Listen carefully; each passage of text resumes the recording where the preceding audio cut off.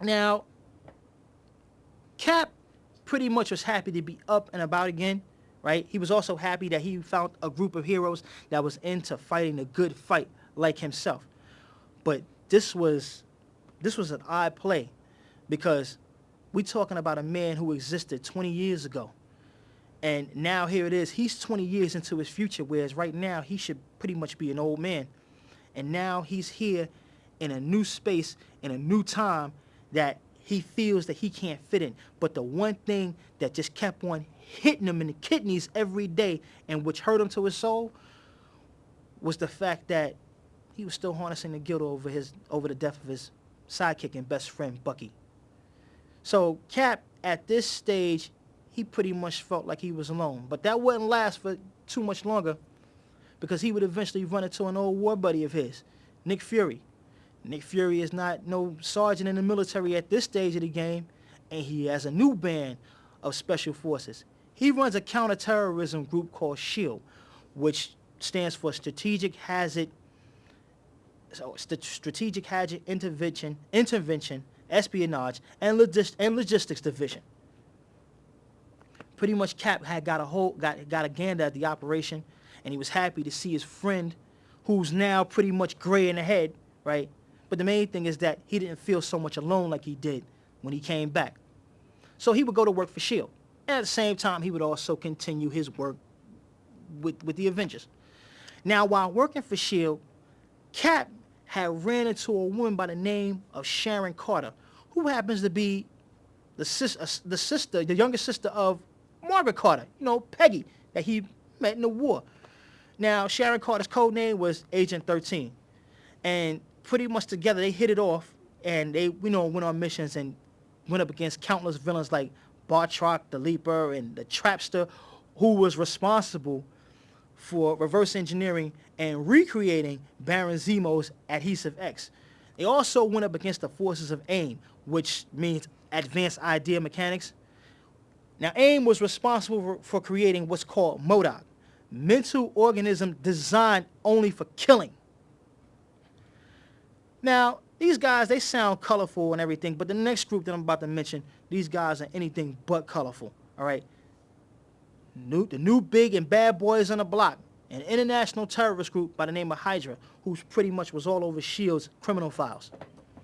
Now, in time, on these missions and on a personal level, Cap and Carter, they pretty much fell in love with each other, and there was even a point where they contemplated marriage. But we're talking about a guy from 20 years ago, and we're talking about a woman who's living 20 years right now at this point. They seem to disagree more than actually love each other. And Cap's big hang-up was the fact that his woman was in a position where pretty much she was putting her life on the line, right? He wasn't ready for any type of setback. So pretty much the idea of marriage was pretty much thrown on the back burner, and it was never really mentioned. Now, at this same time, the Red Skull, the original Red Skull, he came back into the loop. And I'm not talking about any type of double. I'm talking about the bad one, Johann Schmidt. He came back, and when he came back, he was pretty ticked off by what he saw. But the thing that was egging him on more was the fact that we got Albert Malik out here posing as the Red Skull. He got the disguise thing down pat, but it wasn't working. Only one Red Skull could exist. So Schmidt would turn around and draft up plans, and his first point of call would be an island or would be in South America, where he would get up with a band of Nazi exiles that he found, and then at the same time he would turn around and then team himself up with that international terrorist group Hydra, where he would get munitions, weapons, and funding. Once this all came into play, the Red Skull then turned around and seeked out to take over the world as usual, but he wanted to get rid of Malik. Because the more he seen and heard of this guy every day, it began to tick him off more. So then, this plan would revolve not even so much a crafty nature, but a more cerebral nature. And unknowingly, a mercenary and a hero would be involved in this plan. They would have no knowledge that the Red Skull would be behind this. The mercenary, a female by the name of Silver Sable. She would team up with the Avengers' resident archer, Hawkeye. They would head to Algeria. They would catch Albert Malik, and they would take him, and he would be in prison. He would be put in an Algerian prison, one of Algeria's biggest prisons.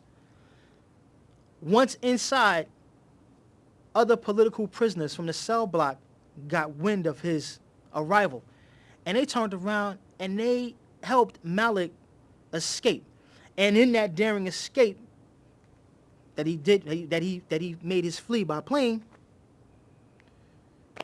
he pretty much thought he was safe once aboard that plane, taking off for God knows where. The pilot turned around and he put that stick into position. He came to the back. He grabbed Malik, tossed him around a little bit, and eventually, once he got tired of him, he threw him out the plane and he killed him.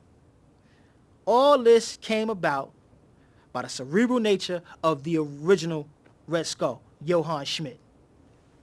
Now, just to switch gears just a little bit, a young teenager by the name of Rick Jones, who was a lab assistant to Dr. Bruce Banner, he was fascinated with the exploits of Captain America, and he also knew about Cap's sidekick from the war days, Bucky. So he seeked out Steve Rogers, and Rogers would reluctantly take him on as a sidekick. But it didn't work out because after a while, Jones didn't show too much of the initiative of what the original Bucky or any other Bucky that came after that had shown.